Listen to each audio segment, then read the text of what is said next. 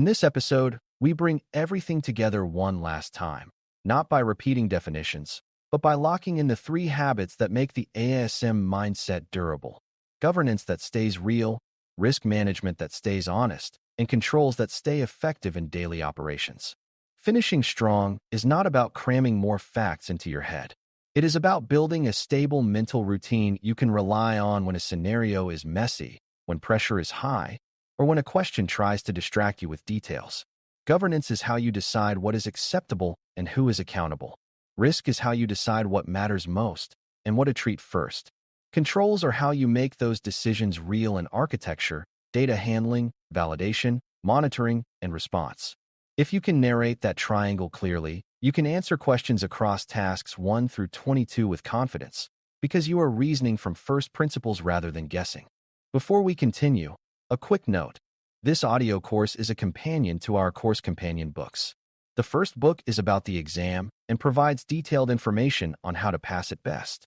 The second book is a Kindle-only ebook that contains 1,000 flashcards that can be used on your mobile device or Kindle. Check them both out at cyber.author.me in the Bare Metal Study Guide series. Governance is the first pillar to lock in because it is where responsible AI begins, and it is where many organizations quietly fail. Governance is not a policy statement that sits in a document. It is the living process that decides scope, oversight, accountability, and acceptable use.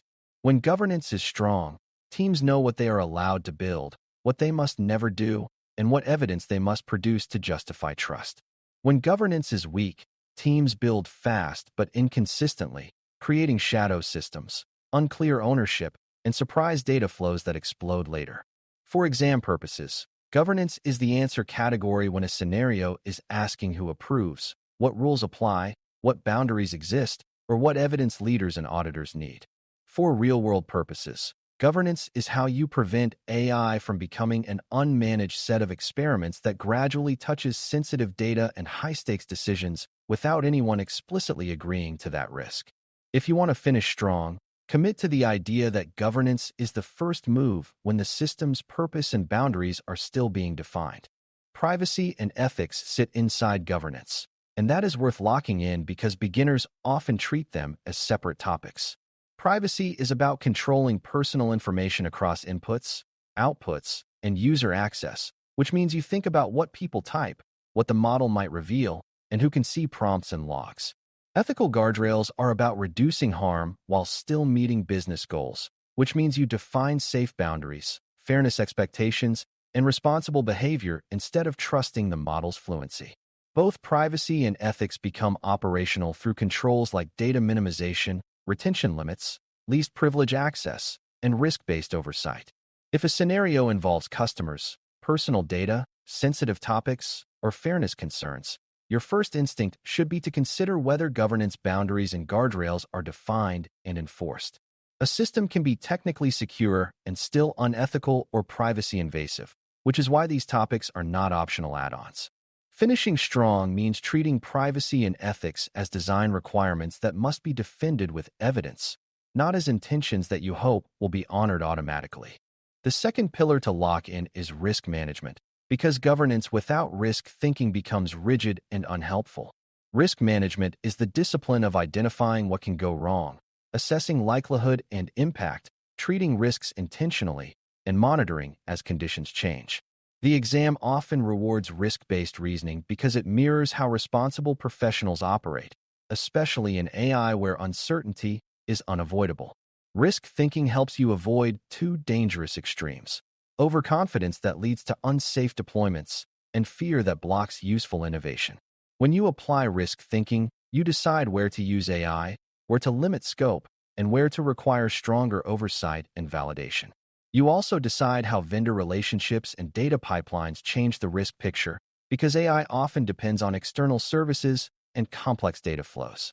Finishing strong means you can look at a scenario and quickly identify the primary risk signal, then choose a task and a control strategy that reduces that risk without creating a larger one. Threats, testing, and vendors are central to risk, and you should lock in how they fit together. Threats are not just attackers. They are also accidents, misuse, drift, and poorly understood integrations that create unexpected exposure. Testing is how you replace assumptions with evidence, including validation of model behavior for safety and accuracy, and evaluation of system behavior for security failure modes. Vendors extend your system beyond your walls, which means you must monitor vendor controls, verify vendor claims through audits and tests, and enforce contract requirements, so transparency and remediation are not optional. If you see a scenario where a team wants to trust a vendor's marketing statements, the risk mindset pushes you toward evidence and enforceability. If you see a scenario where a model update changes behavior, the risk mindset pushes you toward validation and regression checks rather than hope. If you see a scenario where a new data source is added, the risk mindset pushes you toward lineage, access control, and secure storage to prevent privacy and integrity failures. Risk management becomes a habit of asking what could go wrong and what proof shows we are safe enough to proceed. The third pillar is controls, and this is where your decisions become real. Controls are the safeguards that reduce risk in architecture, data handling, pipelines, monitoring, and incident response. In AI systems, controls must follow the life cycle because risk moves as the system moves from idea to training to deployment to operations to retirement.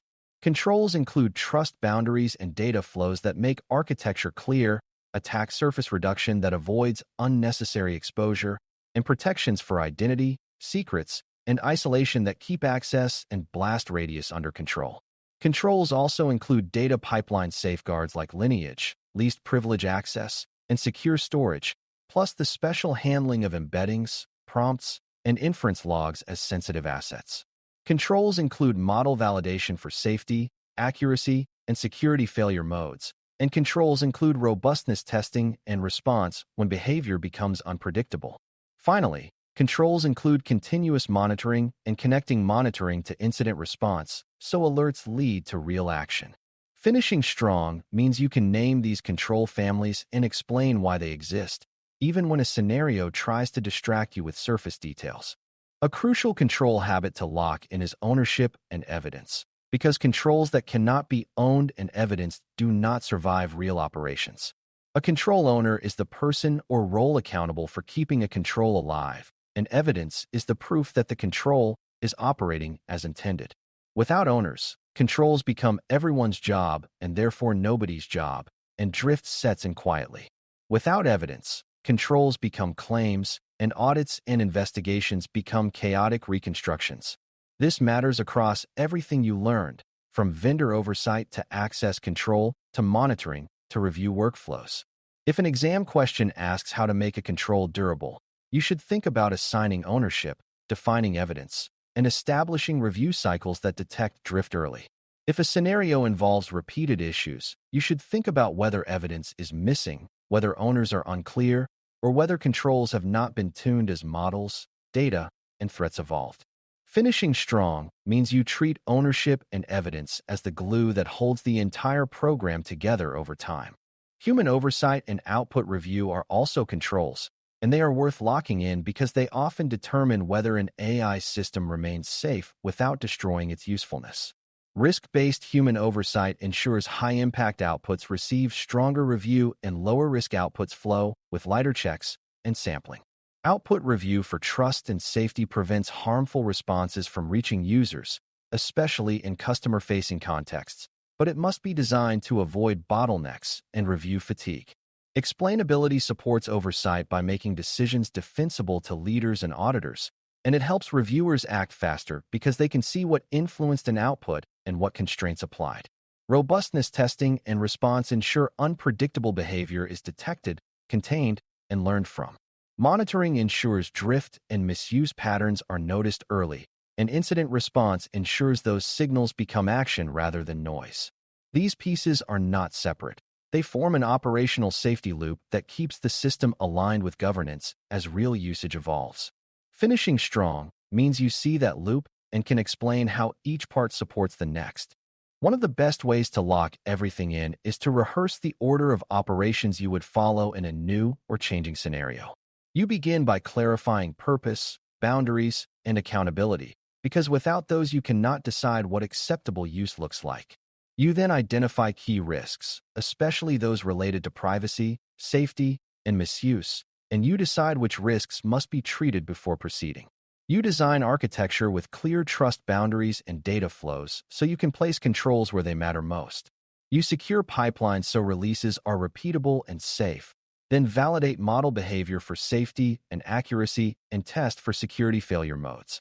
You deploy with monitoring, tune controls as reality changes, and connect alerts to incident response so problems are contained quickly. You document decisions and evidence so governance and audit stay aligned, and you retire systems responsibly so old data and access paths do not become future incidents. This sequence is not rigid, but it is coherent, and coherence is what the exam is looking for when it tests cross-domain thinking. You should also lock in one final exam mindset. The best answer is often the most defensible answer. Defensibility means the answer respects governance boundaries, uses risk-based reasoning, protects privacy, applies least privilege, relies on evidence, and includes monitoring and response so the system remains safe over time. Many wrong answers are tempting because they are technical and specific, but they skip governance, ignore privacy, or propose action without evidence. Many other wrong answers are tempting because they are overly cautious and unrealistic, like stopping all AI use instead of applying proportional controls. The exam is testing whether you can strike the professional balance, allow value where risk is treated, and constrain or pause where risk cannot yet be managed. If you keep defensibility as your tiebreaker, you will often choose the correct option even when two answers seem plausible. Finishing strong means you trust your framework, not your anxiety, and you choose the answer you could calmly justify to a leader or an auditor. This final episode is also your reminder that mastery here is not about being perfect. It is about being consistent, disciplined, and evidence-driven. AI systems will change, and threats will change, and users will surprise you, which means your job is to build a program that adapts without losing control. Governance provides the boundaries, risk management provides the priorities, and controls provide the repeatable safeguards that keep the system safe and useful. When you keep those three pillars aligned, you prevent the most common failures: uncontrolled scope growth, invisible data flows, weak vendor oversight, unvalidated model updates, and alerts that do not lead to action. If you can explain how you would prevent and respond to those failures using tasks 1 through 22, you are thinking at the level this certification expects. That is what it means to finish strong, not a perfect memory of task names, but a reliable reasoning pattern you can apply under pressure. To close, lock in the AAISM mindset as a steady loop rather than a one-time checklist. Govern first so purpose, privacy boundaries, ethics guardrails, and accountability are clear and enforceable. Manage risk next so threats, vendor dependencies, data flows, and trade-offs are assessed honestly and treated with proportional controls. Build and operate controls so architecture, pipelines, validation, monitoring, and incident response make safety repeatable in production. Keep owners and evidence attached to every critical safeguard, so controls survive real operations and audits remain aligned with reality. When you can hold that loop confidently, you will not only answer exam questions effectively, you will also carry forward a practical way to manage AI systems responsibly over their entire life cycle. Thanks for listening. For more audio courses, daily newsletters, and more, please visit BareMetalCyber.com.